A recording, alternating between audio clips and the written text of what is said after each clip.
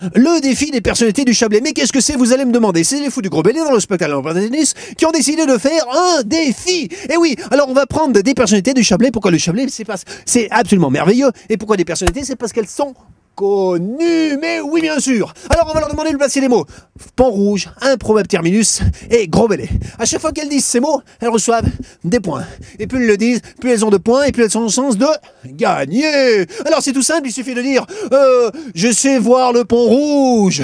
Les fous du Gros Bellay dans leur spectacle improbable terminus. Regardez, ça me fait déjà 3500 points. Mais on va voir si la nouvelle personnalité aujourd'hui va faire mieux que moi. Alors, tous ensemble, je vais disparaître à 3. 1, 2, 3. Je m'appelle Laurent Bastardo et je suis journaliste sportif à la télévision suisse romande.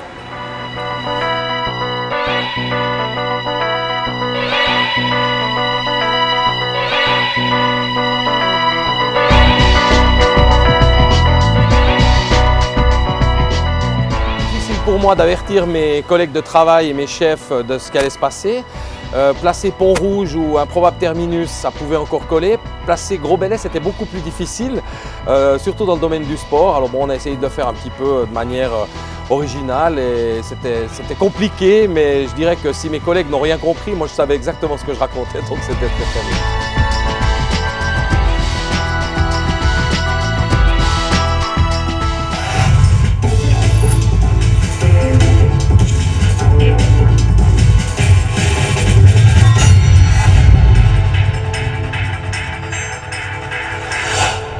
Bonsoir à toutes et à tous, bienvenue dans ce Sport Dernier où nous parlerons hockey sur glace, tennis, football, mais aussi ski alpin, notamment donc avec le début du tournoi des 4 nations et puis en ce qui concerne le tennis avec les 2 premiers matchs des simples de la Coupe Davis entre la Suisse et l'Espagne, un pont rouge réalisé par notre équipe nationale. Nous y reviendrons dans quelques minutes. Le temps de partir pour Auray où les championnats du monde de ski se poursuivent, vous le savez. Aujourd'hui, il y avait le dernier entraînement vu de la descente masculine agendé à demain et puis également le super combiné des dames. Alors on part en Suède où l'on retrouve nos envoyés spéciaux plutôt frigorifiés, parmi eux Jean-François Rosset. Bonsoir.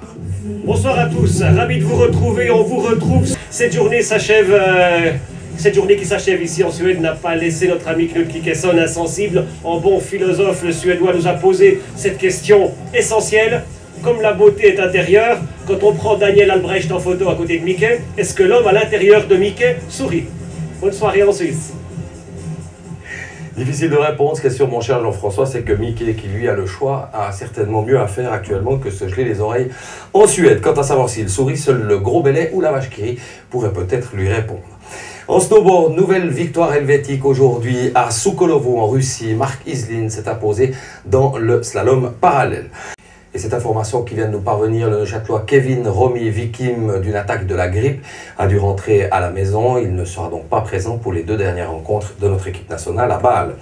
En Ligue nationale B, on est encore très loin de l'improbable terminus. C'est même le coup d'envoi des quarts de finale, play-off, qui a marqué cette soirée de vendredi. Je vous propose de découvrir les résultats où l'on va remarquer tout de suite une très grosse surprise.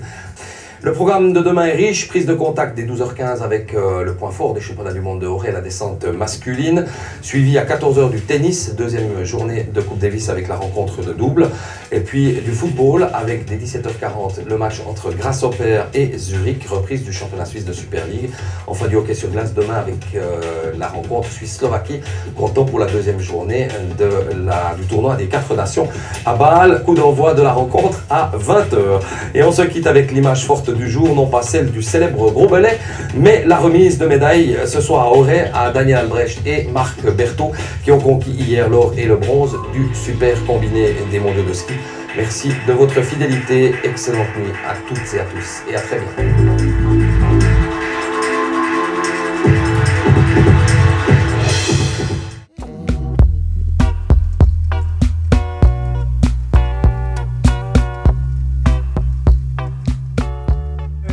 Pourquoi tu as accepté de faire le défi?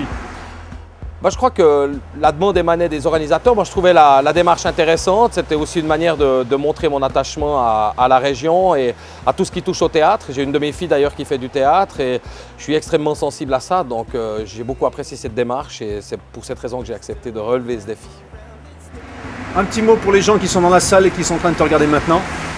Eh ben, je vous embrasse tous, en tout cas tous ceux que je connais et ceux que j'espère connaître bientôt. Puis je crois que pour avoir vécu une année dans le canton de Vaud récemment, vous n'imaginez pas la chance que vous avez de vivre dans cette région. Moi, je suis revenu vivre ici dans le Chablais depuis un peu plus de 6 mois maintenant, où j'avais d'abord vécu 25 ans et je crois que je ne repartirai plus jamais parce que c'est vraiment une des plus belles régions de Suisse, c'est sûr.